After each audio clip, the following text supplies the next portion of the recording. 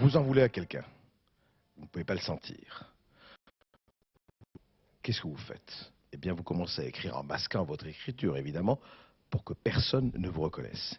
Et vous commencez à inonder les boîtes postales, à mettre des tracts, à coller des affiches quelque part, et vous commencez à faire planer la suspicion, le doute et plus encore. Vous êtes un corbeau. Alors comment ça se passe? Car il y a différents genres de corbeaux, différentes catégories de ces volatiles étranges venus d'ailleurs. Monsieur Alain Buquet, vous êtes expert en écriture agréé par la Cour de cassation, en écriture et en bureautique. Et vous avez travaillé sur beaucoup d'affaires. Je voudrais que vous me disiez un peu s'il y a un portrait type ou une typologie. Ben oui, effectivement, sans vouloir être misogyne, l'anonymographe, qui est le terme scientifique du corbeau, qui a été... Anonymographe. Anonymographe. Ah oui, c'est un terme que le criminalistique Locard avait donné au corbeau. Oui. Eh bien, on s'aperçoit que généralement, dans 90% des cas, ce sont des femmes. Ah bon? Oui. C'est les statistiques qui le veulent, c'est comme ça. Les faibles femmes qui se vengent. Mais ça ne veut pas dire qu'il n'y a pas d'hommes qui... Enfin, c'est quand même plutôt une arme de femme, en général. Et alors, ça se passe comment? C'est toujours sous la forme de l'écriture, enfin des lettres? Est-ce que c'est des lettres, des tracts? Comment ça se passe? Vous savez, c'est-à-dire qu'il y a une catégorie très importante de lettres anonymes. Les lettres anonymes les plus courantes, c'est toujours des histoires de coucherie, la femme du pharmacien qui a couché avec le maire, enfin, etc. Bon. Mais enfin, ça suffit pour mettre un village à feu et à sang. C'est vrai. Bon, alors ça, oui, dans les petits villages, vous signez une femme couche avec le laitier, voilà, ou avec le plombier, c'est embêtant. Bon, c'est embêtant. Et bon. Alors, naturellement, ça met le village à feu et à sang. Alors, vous avez aussi d'autres lettres anonymes qui sont, comment dirais-je, des fois plus graves. Il y a aussi les lettres anonymes à caractère pornographique. Ça se calme un peu, mais il y a quelques années, la grande mode, c'est que les gens recevaient des lettres pornographiques, c'est-à-dire des vues qui étaient découpées dans des revues pornographiques. Ah, carrément. Carrément. Et alors là, si vous voulez, les écrits, c'était dans des bulles. C'est-à-dire qu'on faisait parler les acteurs. Oui, mais ça, c'est des gens qui veulent faire de la bande dessinée, après tout.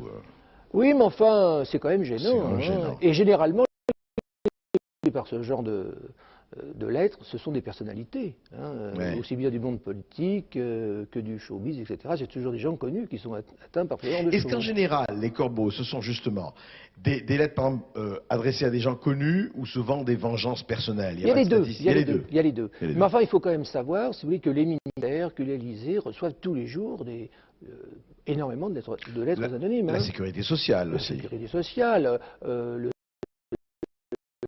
Alors c'est quoi la lettre type, par exemple, pour la sécurité sociale ou pour... C'est quoi la lettre type du corbeau? C'est de dire, regardez mon voisin, il est en congé maladie, mais...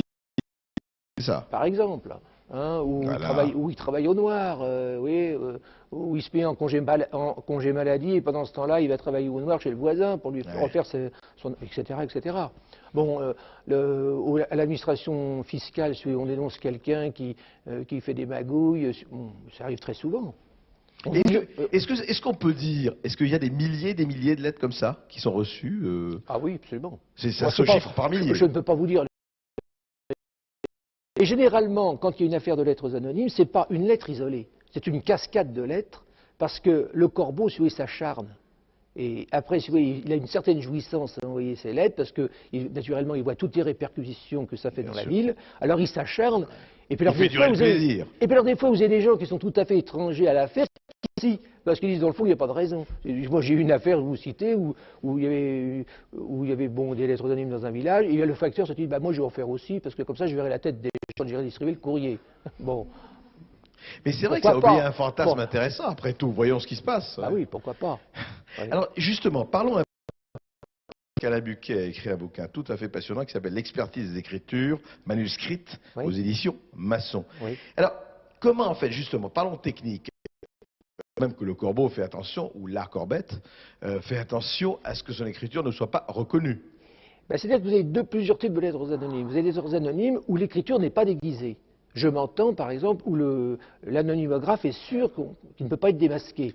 Alors, il écrit de son écriture normale. Ça existe. Par exemple, je pense notamment aux lettres de menace. Vous voyez, qui sont envoyés à des médias, qui sont envoyés, bon, on fait des menaces en disant versez-nous ceci, sinon on va vous faire sauter votre magasin, empoisonner vos denrées alimentaires, etc. Bon, alors là, généralement, les gens ne prennent pas de précautions. Comment allez-vous trouver quelle est la personne qui a pu envoyer ça? Bon.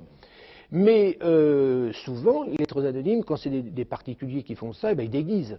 Alors il y a différentes techniques pour déguiser son écriture. Alors par exemple, enseignez-nous si j'ai envie d'écrire une lettre anonyme. Eh ben, la façon la plus courante, c'est d'écrire de la main gauche. Mais en fait, parce que naturellement, la graphie de la main gauche est totalement différente de la graphie de la main droite. Mais en fait, ce n'est pas un bon calcul, parce qu'il est assez facile pour un expert averti d'identifier une écriture de main gauche et de trouver, si vous voulez, un corbeau qui a écrit de la main gauche. Bon, vous avez également les lettres qui sont écrites en caractères imitant la typographie. Ouais. Bon, alors là, c'est aussi... Lettres d'imprimerie. Enfin, les lettres d'imprimerie, les lettres bâtons. Bon, alors ça, c'est assez courant, mais c'est aussi un genre d'expertise, si vous voulez, qui est relativement, disons, facile à identifier. Hein. Pas toujours, mais disons dans 80% des cas. Ah ouais. Mais vous avez des cas plus difficiles, vous avez des gens, si vous voulez, qui écrivent avec la bouche. Alors ils prennent le stylo. Ils mettent le stylo dans la bouche. Oui. Alors là, c'est une écriture, si vous voulez, qui a des caractéristiques très voisines de celle de la main gauche. Donc qui peut être... On peut trouver ça. On peut trouver. Formidable. Alors, ce qui est plus difficile, torticolis, parce qu'il est type. Ce qui est plus difficile, c'est les écritures qui sont écrites avec le pied. Avec le pied. Oui. Parce que je connais beaucoup d'écrivains qui écrivent comme des pieds, mais c'est non. Ça peut se faire. Alors là, si vous voulez, c'est purement digital, c'est un mouvement global, donc c'est tout à fait une approche différente. Mais ça se trouve aussi, ça se reconnaît. Oui, mais c'est très rare. Mais ça peut se reconnaître, mais c'est très rare. Mais il y a des gens ça peut se faire. Et puis il y a des gens qui découpent dans les journaux. Alors, des lettres. non. Alors, vous avez aussi les gens qui utilisent ce qu'on appelle un chablon ou un tracelet. Voilà. Donc, vous avez les gens qui utilisent des lettres autocollantes, type le tracelet. Je ne voudrais pas faire de réclame. Non. Bon. Et puis, vous avez aussi les gens qui découpent des morceaux dans les magazines ou dans la presse et qui les collent. Alors là, naturellement, l'identification est très difficile sur le plan graphique. Mais identification possible, car vous avez des empreintes digitales. Il est toujours possible de révéler des empreintes digitales sur des documents. Vous avez également la possibilité d'analyser la colle du timbre, pour savoir si d'abord vous faites la recherche de la salive, et deuxièmement la détermination du caractère secréteur. Donc, donc on peut aller très loin. On pourrait même aller jusqu'à... Donc si vraiment, vous savez, parce que maintenant la science a fait d'énormes progrès. Monsieur Buquet, quel a été pour vous, vous en avez fait des affaires notamment, il y a l'affaire Villemin, parce qu'elle est en Elle n'a pas trouvé sa conclusion, on ne peut pas du tout parler de cette absolument. affaire. Bon. Enfin, on a beaucoup parlé du corbeau, de l'affaire Villemin, du petit Grégory. Enfin, la presse en a parlé. La presse, d'accord, la presse. C'est toujours la presse qui parle. L'affaire Boulin, l'affaire Max Frérot. Je voudrais savoir quel a été, est-ce qu'il y a un exemple extraordinaire disons, de matériel de corbeau à quel vous avez eu affaire. Quelle était la chose la plus difficile, peut-être Non, mais des fois, si vous voulez, c'est par le volume. Je pense, par exemple, à une affaire qui s'est passée dans un petit village du Loiret, où une anonymographe, et c'est encore une femme, je m'excuse pour les dames présentes sur le plateau, eh bien, je crois qu'elle a dû, de mémoire, écrire 1669 lettres. Combien 1669 lettres. Alors, c'est quand même un certain acharnement. Naturellement, ça a demandé plusieurs années, mais vous vous rendez compte, 1600, déjà les frais de timbre. Les frais de timbre. Non, mais je pense qu'elle avait du temps à perdre et puis ça occupe, c'est mieux que non, je crois qu'après, si vous voulez, l'anonymographe est pris dans un système et il veut absolument continuer, si vous voulez. Il y a une espèce d'obsession aussi de ça. Tout à fait. Alors, je voudrais demander à Maître Eric Weber. Maître Eric Weber, merci d'être là. En fait, alors je reçois des lettres anonymes, forcément, parce que le corbeau est anonyme, des lettres de menaces. Qu'est-ce que, en fait, parce que le corbeau en lui-même, est-ce que c'est condamnable? Est-ce que l'action d'envoyer des lettres anonymes en tant que telle est-elle punie par le code pénal? Non. Ah bon, le corbeau ne risque rien? Non, attendez, je n'ai pas dit ça.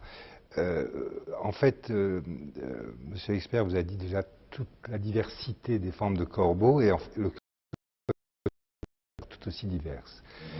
Je prends l'exemple, vous me donnez votre exemple, à savoir vous recevez des lettres de corbeau qui ne contiennent pas de menaces ou de choses pareilles, mais enfin vous êtes harcelé par des lettres anonymes, cela va vous déstabiliser. Bah oui, le code pénal, voilà, le code pénal considère cela un peu comme un coup de poing. C'est une atteinte à la personne. grade minimum, je dirais, de l'infraction, qui est la contravention. Et on va considérer le fait d'envoyer ces lettres-là comme étant une voie de fait. Mais il faut encore que vous soyez atteint, vous. Il faudrait que moi je me plaigne en m'estimant atteint, voilà. Par exemple, qu'un examen médical, mettons, montre que je... Par exemple, que vous ayez des troubles psychologiques, puisque pour l'instant, des troubles physiques, c'est plutôt difficile lorsqu'on reçoit une lettre en pleine figure, quoi. Ça fait 3 lettres. Mais effectivement, ça peut causer des troubles, d'ordre psychologique. Et le Code pénal a prévu considérer ça au bas de l'échelle comme étant une violence légère. Je comprends. Alors, allons plus loin, des menaces. Des menaces, c'est encore autre chose, parce qu'il y a par exemple de mort, qui est précisément visé par le Code pénal et qui prévoit là des pénalités beaucoup plus importantes, qui peuvent aller jusqu'à 5 ans de prison. Il y a également, si vous voulez, il y a également toute l'atteinte à la vie privée qui peut également être sanctionnée, notamment lorsque le corbeau, et c'est ce qui est le cas de pas mal d'affaires, et notamment la dernière affaire que vous venez de citer, M. Expert, où par exemple le corbeau va révéler des faits ayant attrait à la vie privée de la personne, et va peut-être les révéler à d'autres, au public, oui, à autrui. Et là, M. Badinter, avec sa loi sur les libertés et la protection des libertés, a prévu là également des sanctions qui peuvent aller aussi jusqu'à 5 ans de prison. Donc en fait, si je vous comprends bien, il y a une palette de sanctions qui correspond en fait à la palette des exactions du corbeau. Oui, Monsieur Buquet. Moi, je voudrais rajouter 2 mots, si vous permettez, parce que mon collègue avocat a déjà bien développé le sujet, mais je voudrais quand même dire une chose qui est très importante dans les lettres anonymes, c'est que la prescription est de 3 mois. La poste. Donc, si vous voulez faire une action en justice, vous avez que 3 mois, sinon après elle est prescrite. Et ça, beaucoup de gens ne le savent pas. Vous avez des gens qui veulent faire une action en justice 5 mois après. C'est inutile. Ah, donc il faut 3 mois. C'est la prescription. C'est la prescription, 3 mois. Si vous ne réagissez pas très vite, ça ne... commode, et puis après ils veulent ressortir, et puis c'est trop tard. L'action publique est éteinte au bout de 3 mois. Alors sachez-le, si vous avez envie de réagir, réagissez vite. On se retrouve d'ailleurs très vite, après une toute petite pause. A tout de suite. Les corbeaux, ceux qui envoient des lettres anonymes, d'ailleurs des lettres, des fax, des messages, des cartes postales. On a vu toute l'extraordinaire variété qu'il peut y avoir d'envoyer des lettres anonymes pour faire un peu mal, pour dénoncer, pour accuser. Maître Weber et M. Buquet nous ont un peu parlé des différentes possibilités qu'il y a et que la justice réagisse. Roland Daquel, vous êtes journaliste à France 3 Alsace. Vous avez couvert, comme on dit, dans notre langage, une affaire il n'y a pas longtemps, il y a 1 an, un peu plus d'1 an, l'affaire d'Holzwir. Holzwir, je rappelle, est un petit village de 800 habitants à, je crois, 80 km, 60 km de Strasbourg. Non, c'est plutôt près de Colmar. Près de Colmar. Oui. Alors, qu'est-ce qui s'est passé à Holzwir? Moi, je trouve que c'est une histoire tout à fait extraordinaire. D'abord parce que elle dure depuis 6 ans. Sans qu'on elle dure encore? Ah oui, tout à fait. On n'a pas encore identifié le... Alors, qu'est-ce que c'était? Racontez-nous. Eh bien, ça commence en 83. Ça commence avec donc Pierre Fuchs. Pierre Fuchs est à l'époque premier adjoint au maire. Et il est par ailleurs, il a une entreprise. Ce monsieur a besoin d'un terrain. Ça tombe bien, puisqu'entre-temps, il devient maire donc, de la commune d'Holzwir, et ça facilite donc l'acquisition de ce terrain. Son entreprise bat de l'aile, elle ne va pas très bien, et on songe très vite à vendre ce terrain. Et alors qu'il était destiné donc à une industrie, le futur acquéreur pense y mettre donc des habitations. Et là, on n'aime pas beaucoup. Je dis on parce que c'est toute l'affaire, quoi. On a beau questionner, on ne sait pas qui n'aime pas. On n'aime pas beaucoup qu'il y ait des habitations. Voilà, tout à fait. Et alors? Alors là, tout de suite, ça commence. Des lettres qui tombent de tous les côtés, injurieuses, crapules. Enfin, contre Pierre Fuchs. Le traitant d'escroc, de crapule, de tout plein de choses. Et puis alors, la chose la plus extraordinaire, il y a des graffitis aussi. Oui, j'oublie, il y avait tout plein de graffitis sur tous les murs. On ne sait pas qui c'est, l'enquête commence, on ne sait pas toujours qui c'est.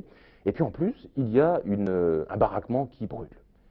L'enquête dira que cet incendie est dû à de l'essence. Alors il y a des mauvaises langues qui disent déjà à l'époque que c'est le maire qui aurait mis le feu à ce baraquement pour obtenir les primes d'assurance. Alors il y a toute une cabale qui se mène contre le maire et le maire craque. Le maire craque aussi, il démissionne.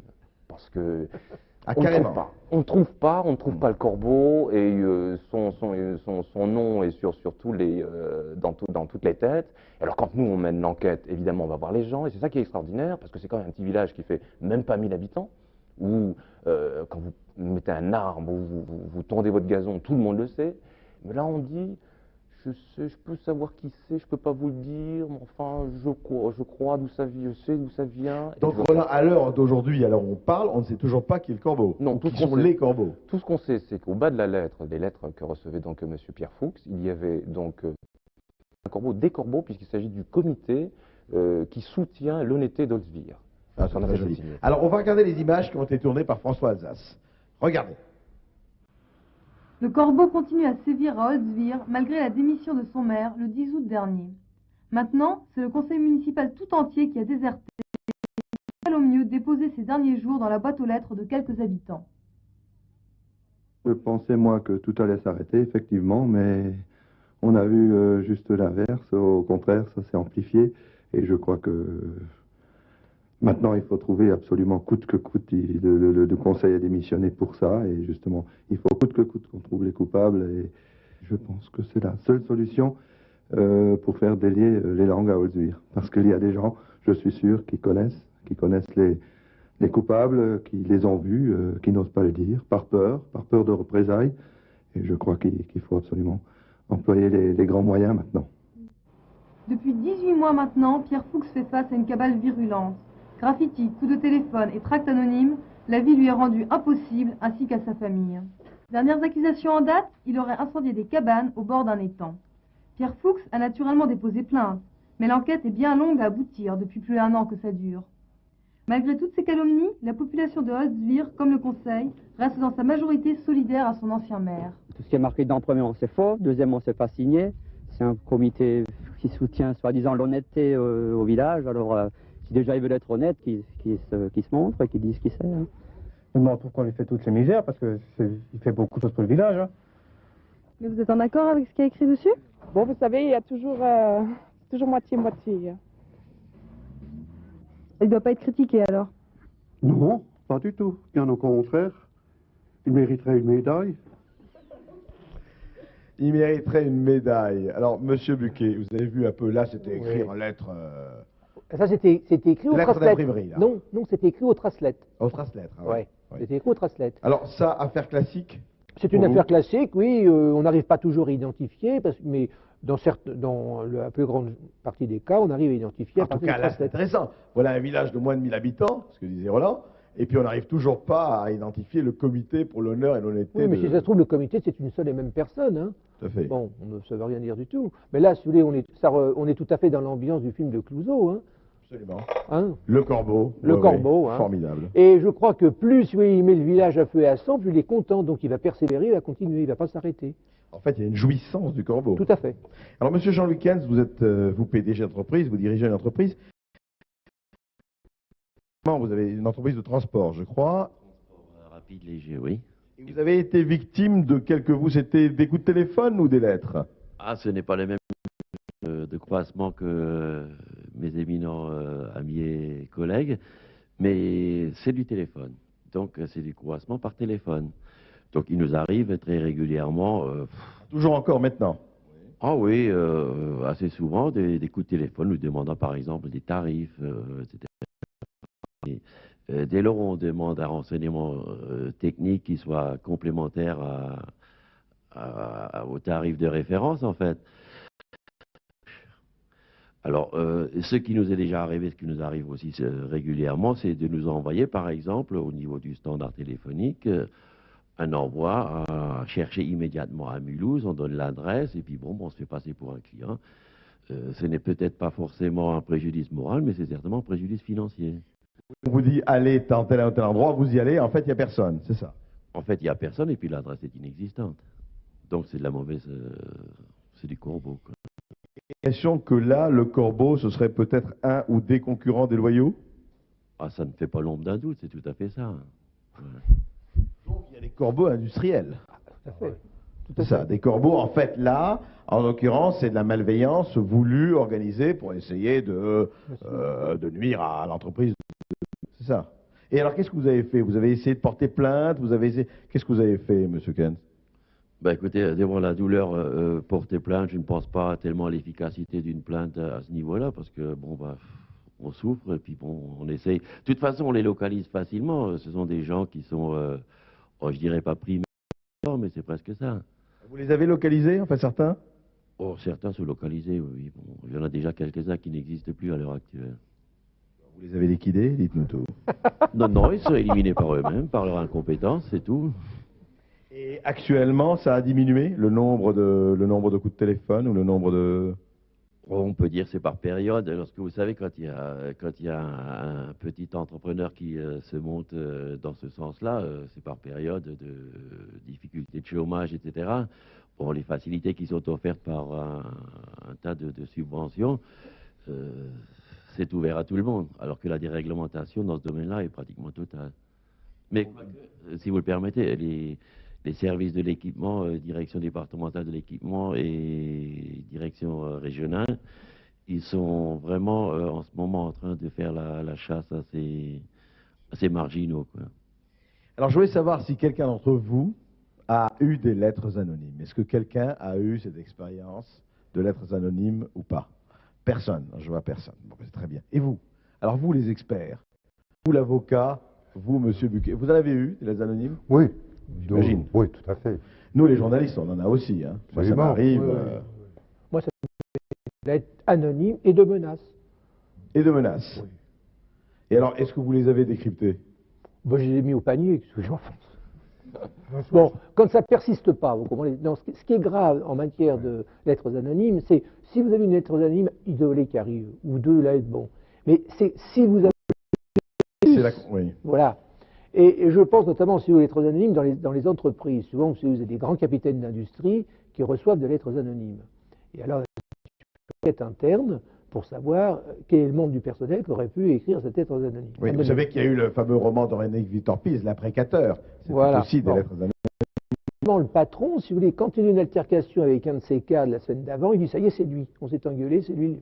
Et en fait, quand on fait l'enquête, on s'aperçoit que c'est généralement un collaborateur direct au-dessus de tout soupçon ou sa secrétaire particulière. Ah bon, ça arrive. Oh, mais ça arrive, c'est arrivé. C'est arrivé fréquemment. Oui, c'est vrai que souvent c'est un homme sans histoire. Enfin, oui, c'est toujours l'employé modèle ou la secrétaire modèle qui, pour se venger, et c'est jamais si vous voulez, le syndicaliste ou la personne qui s'est engueulandée avec son patron parce qu'il lui a demandé une augmentation ou lui a demandé une... Voilà. Généralement, c'est comme ça. Oui, en fait, ça appartient à tout... C'est-à-dire que le type qui se met en colère ou la personne qui se met en colère, en général, qui mûrit sa haine à l'intérieur et puis qui... Voilà. Et souvent, si vous voulez, moi j'ai souvent les ouvrir la personne, parce que souvent on arrive, mais quand ils voient qui c'est, ils sont catastrophés. Ils disent, mais vous vous rendez compte, une collaboratrice depuis 20 ans, modèle, etc., enfin, en qui j'avais toute confiance. Mais des fois, c'est même des cadres si vous voulez, de haut niveau, des directeurs de division, enfin des gens... C'est fou, ça. C'est fou. Alors, les gens oui, vous êtes tombé comme ça sur des... Enfin, les gens sont totalement surpris parce qu'ils ne s'attendaient pas du tout à ce que ce soit telle ou telle moi, personne. Écoutez, moi, je peux vous dire, c'est une histoire... Mais j'ai vu un jour un PDG d'une multinationale pleurer. Oui, bien sûr.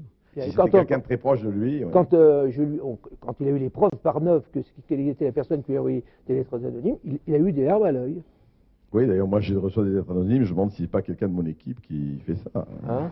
Non, mais vous vous rendez compte, déjà recevoir des lettres anonymes, c'est pas du tout agréable. Alors en plus, quand c'est quelqu'un qui est proche de vous, alors c'est pire que tout. Maître Weber? Oui, ce que je voulais dire, c'est qu'en fait, l'anonymat est très révélateur en fait, de la personnalité qui va envoyer ça. Et à mon avis, vous avez dit que généralement ce sont des femmes et très peu d'hommes. Il est vrai que l'expression masculine est quelquefois un peu plus violente. Comme on dit, un homme donnera plus facilement un coup de poing qu'une femme. En fait, le fait de se taire, je crois que c'est vraiment significatif d'un sentiment minoritaire et d'infériorité. Sans vouloir dire que les femmes sont minoritaires. Alors madame, est-ce que vous avez l'impression que ce sentiment, comment vous le sentez là quand vous écoutez ça, ce sentiment minoritaire d'infériorité? Est-ce que vous seriez tenté, vous, de faire des lettres anonymes comme ça? Pas précisément, mais j'ai remarqué que Maître Weber a formulé la même chose que je venais de formuler auparavant. Qu'est-ce que vous avez formulé? Dites-nous. Ben, je pensais que les femmes envoyaient des lettres anonymes de par leur caractère non violent. Et que les hommes réglaient leurs problèmes à coups de poing, enfin, en général. Mais c'est pour ça, ma réaction était de connivence. D'accord. Je crois qu'on pourrait citer encore, si vous me permettez, on peut citer encore ces cas graves de corbeaux industriels, entre guillemets. C'est le cas de ces corbeaux qui vont menacer les chefs d'entreprise de mettre des produits dans la fabrication de l'entreprise. Il y a un peu l'affaire Perrier, dont tout le monde a entendu parler, mais il y avait également une affaire en Angleterre de multiples, mais qui là va risquer de déstabiliser totalement le vecteur industriel. Et il touche d'autant plus qu'il sait comment ça se fabrique peut-être quelquefois, et qu'il sait comment on peut Absolument. empoisonner ou saboter, c'est ça. Mais il y a une chose, on n'est pas, je me demande, vous savez que les journalistes aussi, vous vous rappelez tous de l'affaire Watergate, ce qu'on appelait gorge profonde, c'était aussi un corbeau. Il y a toujours des informateurs anonymes, et peut-être quelquefois dans le bon sens, parce qu'il y a un bon usage du corbeau. Il est évident que certaines choses, peut-être, est-ce que vous ne voyez pas que certaines injustices ou anomalies peuvent être dites? Est-ce que ce n'est plus un corbeau, celui qui dit, mais attention, tel est en train ou de faire des fausses factures, ou ceci, cela. Alors ça, c'est quoi? Quand quelqu'un anonymement donne une information qui va être prise. Je vais vous dire, c'est bien clair. La loi pousse même à la dénonciation des crimes et des délits. Oui, bien sûr.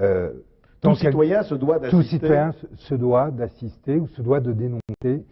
Et je dois dire que tant que l'écrit en lui-même n'est pas calomniateur, et il ne l'est pas pour des choses vraies, des injustices vraies, c'est parfaitement admissible. Je dirais même ça rentre dans le devoir du citoyen de devoir. Donc nous pouvons être des corbeaux heureux et pleins de bonne conscience. Oui, et même des corbeaux blancs, je dirais là. Et même des corbeaux blancs. Oui, tout à fait. D'accord. Vous, monsieur, qu'est-ce que vous en pensez? Vous pensez que c'est bien d'être un corbeau quand on a un corbeau blanc?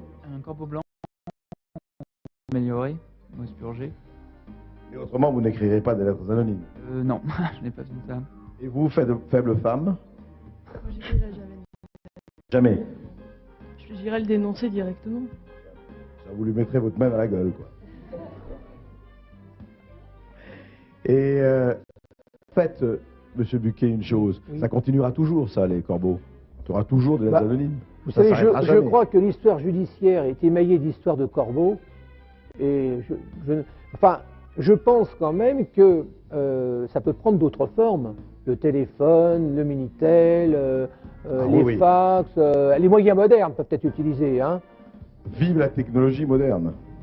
Eh bien, écoutez, si vous avez envie de croasser, mais faites pas trop de mal aux autres, hein, quand même. Au revoir les corbeaux. Salut les corbeaux.